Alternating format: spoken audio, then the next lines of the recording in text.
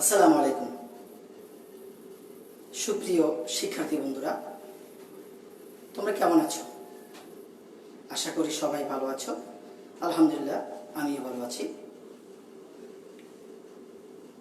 আমি আশা রাখছি এই মুহূর্তে তোমরা সবাই বই খাতা কলম নিয়ে ক্লাসটি দেখার জন্য প্রস্তুত হয়ে আছো।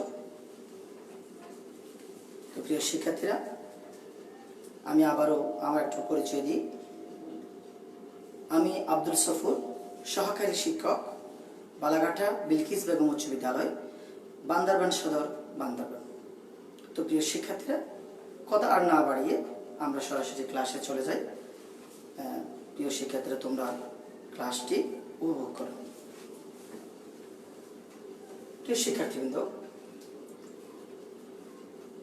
আমি এখানে একটা চার্ট তৈরি করে রেখেছি। দেখো, হিসাব চক্র, যেটা আমরা প্রথম অধ্যায়ে দেখেছি, দ্বিতীয় অধ্যায়ে হিসাব চক্র। প্রথমটা হচ্ছে লেনদেন শনাক্তকরণ, লেনদেন বিশ্লেষণ, এরপর জাবাদাভুক্তকরণ, এরপর খতিয়ান। আমি এখানে একটা খালিঘর রেখেছি। আজকে আমি এই খালিঘর বিষয়টা নিয়ে আলোচনা করব। এরপর সমন্বয় দাখিলা, এরপর আর্থিক অবস্থার কার্যপত্র প্রস্তুত, আর্থিক অবস্থার বিবরণী, সমাপনী দাখিলা এবং সর্বশেষ হিসাব পরবর্তী রেওয়ামিল। প্রিয় শিক্ষার্থীরা, এখন আমি কোন বিষয়টা এখানে খালি করে রেখেছি সেটা আজকে আমরা আলোচনা করব। নিশ্চয়ই তোমরা সেটা বুঝে নিয়েছো কি নিয়ে আলোচনা করব। তো প্রিয় শিক্ষার্থীরা, আজকে আমাদের আলোচ্য বিষয় হলো, আজকে আমাদের পাঠের বিষয় হলো রেওয়ামিল।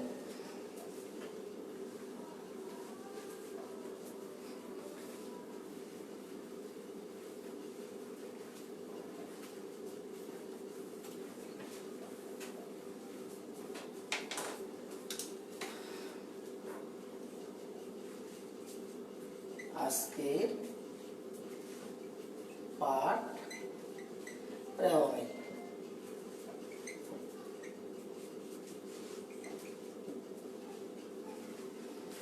প্রিয় শিক্ষার্থীরা, আমরা ধাপে ধাপে অনেকটা অধ্যায় পেরিয়ে এসেছি।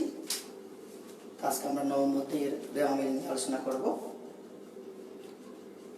তোমরা একটু বইয়ের 126 পৃষ্ঠা খুলে দেখো। এখানে আমি একটু রিডিংটা পড়তেছি, তোমরা একটু দেখো। ব্যবসায়ের লাভ ক্ষতি ও আর্থিক অবস্থা নির্ণয়ের পূর্বে লিপিবদ্ধকৃত হিসাবে নির্ভুল যাচাই করা একান্ত প্রয়োজন। তাহলে প্রিয় শিক্ষার্থীরা, তোমরা বুঝতে পারছো রেওয়ামিল হলো কি? নির্ভুল যাচাইয়ের একটি মাধ্যম।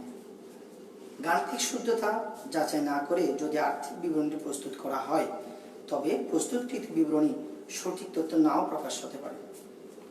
তাহলে এই রেওয়ামিলের আরেকটি হলো গাণিতিক শুদ্ধতা যাচাই করা। হিসেবে গাণিতিক শুদ্ধতা যাচাই করার জন্য রেওয়ামিল প্রয়োজন। এবং এই রেওয়ামিলের পরবর্তীতে আসবে আর্থিক অবস্থার বিবরণী। এই আর্থিক অবস্থার বিবরণীটা প্রস্তুতের জন্য রেওয়ামিলের অনেক ভূমিকা রয়েছে। ওকে, হিসাব রক্ষণের যে সকল ভুল হওয়ার আশঙ্কা থাকে তা সতর্কতার সঙ্গে বিবেচনা করে খতিয়ানের উদ্ধৃত দ্বারা রেওয়ামিল প্রস্তুত করা হয়। প্রিয় শিক্ষার্থীরা, আমরা খতিয়ান করেছি, তাহলে খতিয়ানের যে উদ্ধৃতগুলো থাকে এগুলো নিয়ে কি হবে? রেওয়ামিল প্রস্তুত করা হবে। খতিয়ানের ডেবিট উদ্ধৃত সমূহের যোগফল ক্রেডিট উদ্ধৃত সমূহের যোগফল সমান হলে ধরে নেওয়া হয় হিসাবের গাণিতিক নির্ভুল, হিসাব গাণিতিকভাবে নির্ভুল হয়েছে। যখন আমরা রেওয়ামিল করব, রেওয়ামিলের একটা ডেবিট কলাম থাকবে, একটা ক্রেডিট কলাম থাকবে। তো ডেবিট কলামের যে এন্ট্রিগুলো থাকবে এবং ক্রেডিট কলামের যে এন্ট্রিগুলো থাকবে, ওটা যদি উভয়ে সমান করে মিলে যায়, তাহলে আমরা ধরে নিব গাণিতিক শুদ্ধতা যাচাই হয়েছে। রেওয়ামিল প্রস্তুতের ফলে সহজেই ভুল উদ্ঘাটিত হয় এবং ভুল সংশোধনের প্রয়োজনীয় পদক্ষেপ গ্রহণ করা যায়। অর্থাৎ রেওয়ামিল প্রস্তুতের ফলে আমরা সহজেই ভুলগুলো, ব্যবসা কারবারের ভুলগুলো উদ্ঘাটিত করতে পারি এবং পরবর্তীতে যে সংশোধন করে যে প্রয়োজন ব্যবস্থা নিতে হবে তা নেওয়া যায়। তো প্রিয় শিক্ষার্থীরা, একটু আমরা বোর্ডের দিকে আসি, সেটা দেখো। রেওয়া মিলের ডেবিট পাশে যেটা হবে মোট ডেবিট,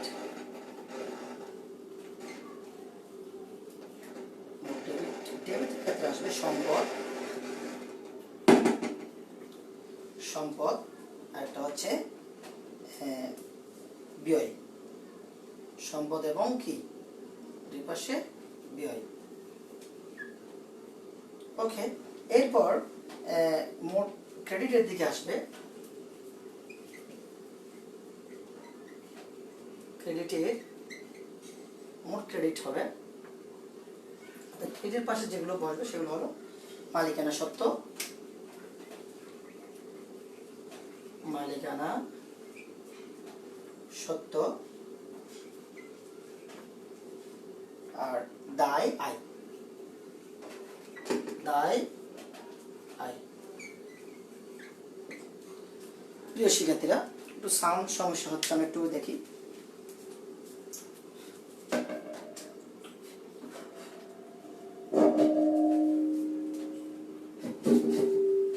হ্যালো হ্যালো হ্যালো প্রিয় শিক্ষার্থীরা, সরি, একটু সাউন্ডের সমস্যা হয়েছে। তাহলে আমি একটু আবার ফিরে যাচ্ছি। তাহলে ডেবিটের পাশে যেটা হবে সম্পদ এবং কি ব্যয়, সম্পদ এবং ব্যয়, আর ক্রেডিট পাশে হবে মালিকানা সত্ত্ব, দায় ও আয়। তো সম্পদ এবং ব্যয়ের যে ধারা, যে খতিয়ানের উদ্ধৃতিগুলো থাকবে সেগুলো সমান এবং মালিকানা সত্ত্ব, দায়, আয়ের একই সমান হয়ে যাবে। তাহলে বোঝা যাবে এটা গাণিতিক শুদ্ধতা যাচাই হয়েছে। ওকে প্রিয় শিক্ষার্থীরা, আমরা একটু এবার রেওয়া মিলের একটু উদ্দেশ্যটা একটু পরে দেখি। আচ্ছা, ওকে, আগে রেওয়া মিলের ধারণা আজকে আর কিছু বিষয়ের মধ্যে একটু কাজ করব। দেখো,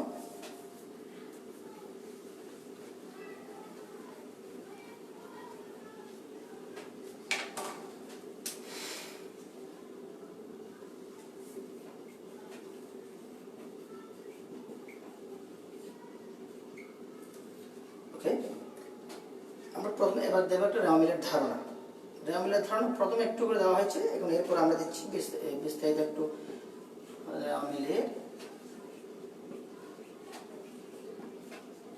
ধারণা। খতিয়ানের হিসাবগুলোর গাণিতিক নির্ভুলতা যাচাই করার জন্য কোনো নির্দিষ্ট দিনে একখানা পৃথক খাতায় বা কাগজে সকল হিসাবের উদ্ধৃতগুলোকে ডেবিট ও ক্রেডিট দুই ভাগে বিভক্ত করে যে বিবরণী প্রস্তুত করা হয় তাকে রেওয়া মিল বলে।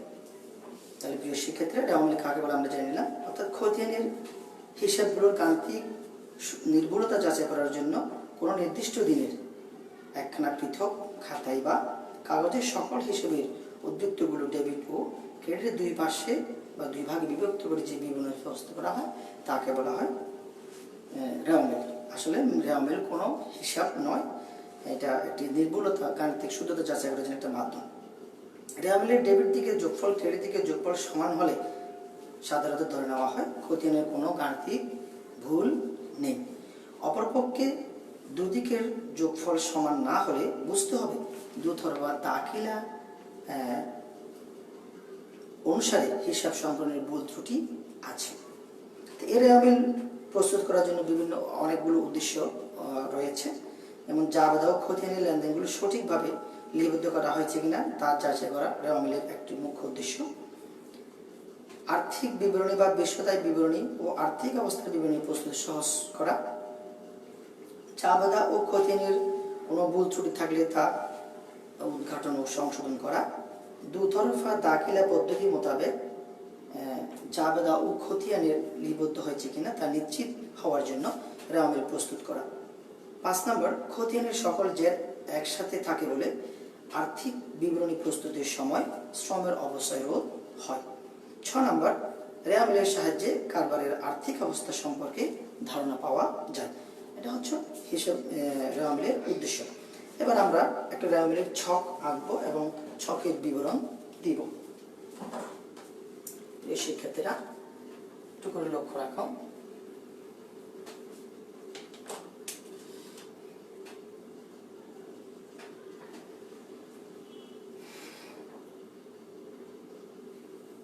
রেওয়া মিলের ছকটা এই দেখো করে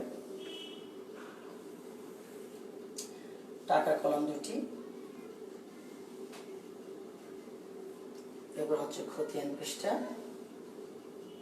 এদিকে তারিখ, ক্রমিক নাম্বার বা কোড। তাহলে ক্রমিক নং,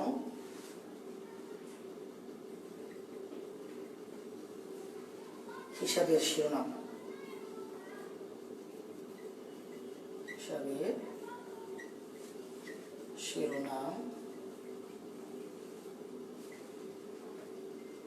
খতিয়ান পৃষ্ঠা, ডেবিট টাকা,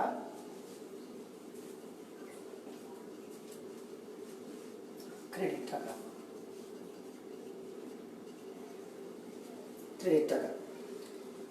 এর উপরে থাকবে প্রতিষ্ঠানের নাম, রেওয়া মিল, প্রতিষ্ঠানের নাম থাকবে এখানে,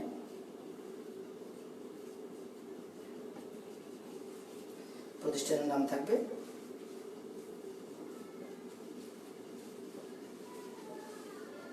রেওয়া মিল কত তারিখের হবে সেটা, অর্থাৎ একটা রেওয়া মিলের মধ্যে কলাম হচ্ছে 5টি।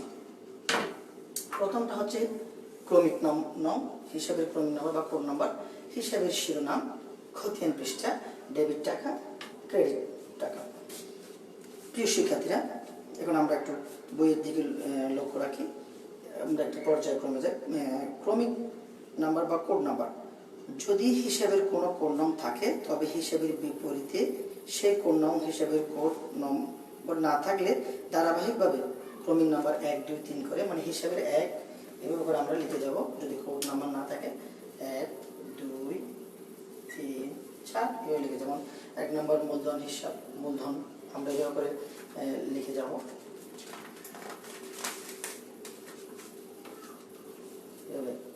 মূলধন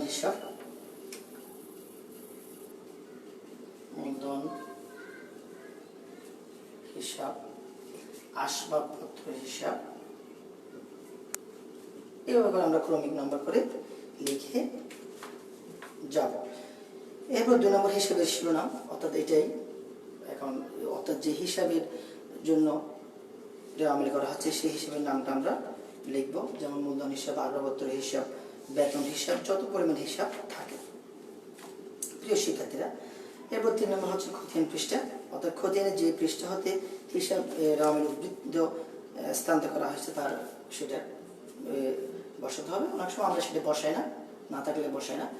এরপর হচ্ছে কি ডেবিট টাকা, অর্থাৎ এই খতিয়ানের বিভিন্ন হিসাবের যে ডেবিট উদ্বৃত্তগুলো আছে, যেমন মূলধন হিসাব ক্রেডিটে বসবে, আসবাবপত্র হিসাব ডেবিটে বসবে, অর্থাৎ এই খতিয়ানের উদ্বৃত্তে যে ডেবিটগুলো আছে সেগুলো ডেবিট পাশে বসবে, আর ক্রেডিটগুলো আছে ক্রেডিট পাশে বসবে।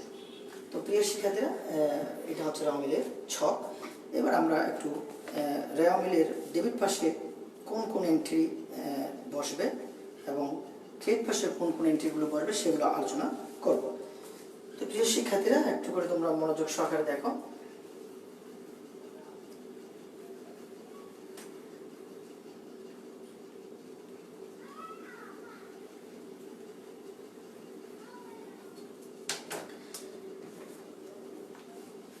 ওকে, রেওয়া মিলের এটা হচ্ছে ডেবিট, এটা হচ্ছে ক্রেডিট। ডেবিট পাশে বসবে যাবতীয় সম্পদ সমূহ,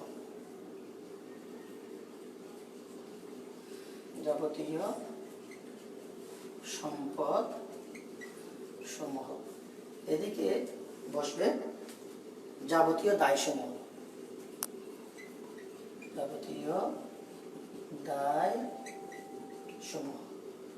এরপর খ নম্বরে যাবতীয় খরচ বা ব্যয়,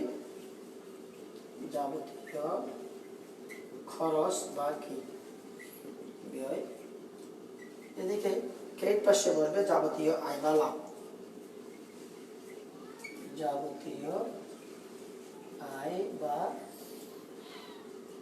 লাভ,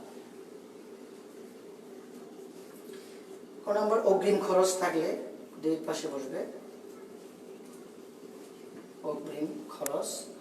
এদিকেও গ নম্বরে হবে বকেয়া আয় অর্থাৎ অনুপার্জিত আয়।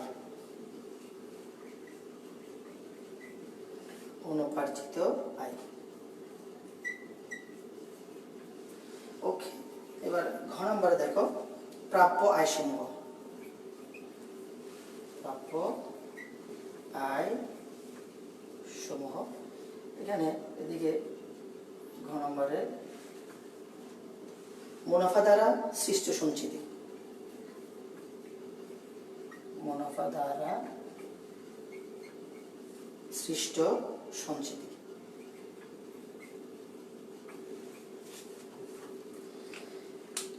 প্রিয় শিক্ষার্থী, তোমরা একটু লক্ষ্য রাখো, এখানে প্রথম হচ্ছে যাবতীয় সম্পদ। সম্পদগুলো রেওয়া মিলের ডেবিট পাশে বসবে। এখানে মূল বইয়ের 129 পৃষ্ঠা তোমরা দেখো যাবতীয় সম্পদ। যাবতীয় সম্পদগুলো কি কি রয়েছে দেখো, যেমন ভূমি, দালান কোঠা, ইজরা সম্পত্তি, আসবাবপত্র, যন্ত্রপাতি, বিনিয়োগ, দেনাদার, প্রাপ্য নোট ইত্যাদি। আর যাবতীয় দায়ের ক্ষেত্রে রয়েছে পাওনাদার হিসাব, প্রদেয় নোট, ব্যাংক জমাতিরিক্ত ঋণ ইত্যাদি। যাবতীয় খরচ, খরচ সমূহের মধ্যে রয়েছে যেমন ক্রয়, প্রারম্ভিক মজুদ পণ্য, তারপরে বেতন, বিজ্ঞাপন, ভাড়া, কমিশন, মেরামত, অফিস খরচ, অবশ্যই কুরিন, বাট্টা ইত্যাদি। এখন যাবতীয় আয়ের মধ্যে রয়েছে বিক্রয়, প্রাপ্ত সুদ, প্রাপ্ত বাট্টা, কিন্তু ডেবিট পাশে হবে প্রদত্ত বাট্টা, ক্রেডিট পাশে হবে প্রাপ্ত বাট্টা, উপভাড়া, বিনিয়োগের সুদ, এদিকে হবে যে ঋণের সুদ, এরকম ব্যাংক জমার সুদ ইত্যাদি ক্রেডিট পাশে। এরপর হচ্ছে অগ্রিম খরচ। অনেক সময় ব্যবসায়িক প্রয়োজনে অগ্রিম খরচ করতে হয়, সেগুলো রেওয়া মিলের ডেবিট পাশে বসবে।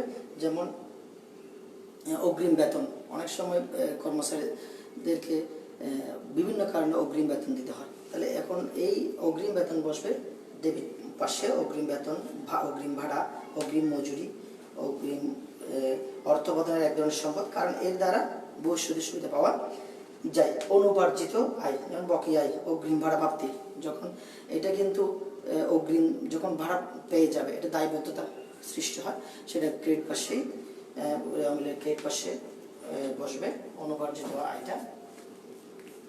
এরপর দেখো অগ্রিম পরামর্শ ফি, অগ্রিম অর্থ গ্রহণ এক ধরনের একটি, কারণ এইটা ভবিষ্যতে সেবা প্রদানের করতে হয়। আচ্ছা, প্রাপ্য আয় সমূহ। এরপর হচ্ছে কি প্রাপ্য আয় সমূহ, যেমন বিনিয়োগের প্রাপ্য সুদ, বিনিয়োগের প্রাপ্য সুদ, প্রাপ্য কমিশন, প্রাপ্য ভাড়া ইত্যাদি। এরপর হচ্ছে মুনাফা দ্বারা সৃষ্ট সঞ্চিতি, যেমন কুরিন সঞ্চিতি, দেনাদারের বাট্টা সঞ্চিতি, সাধারণ সঞ্চিতি, এগুলো ক্রেডিট পাশে বসে। তো প্রিয় শিক্ষার্থীরা, আজকে সাধারণত একটা রেওয়া মিলের রেওয়া মিল কি এবং রেওয়া মিলটা কীভাবে করতে হয়, রেওয়া মিলের ডেবিট পাশে কী বসে এবং ক্রেডিট পাশে কী বসে, এটা বইয়ের আলোকে একটু আলোচনা করার চেষ্টা করলাম।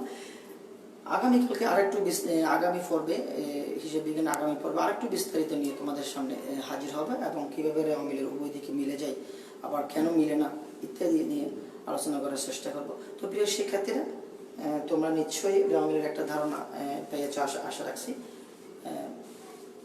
আগামী ক্লাস তোমরা অবশ্যই দেখবে এবং আগামী ক্লাসে আরও বিস্তারিত রেওয়া মিল সম্পর্কে কাজ করব। তো সবাই ভালো থাকো, সুস্থ থাকো এবং নিরাপদে থাকো, এই প্রত্যাশায় আজকের মতো আমি ক্লাস শেষ করতেছি। আল্লাহ হাফেজ। আসসালামু আলাইকুম ওয়া রাহমাতুল্লাহ।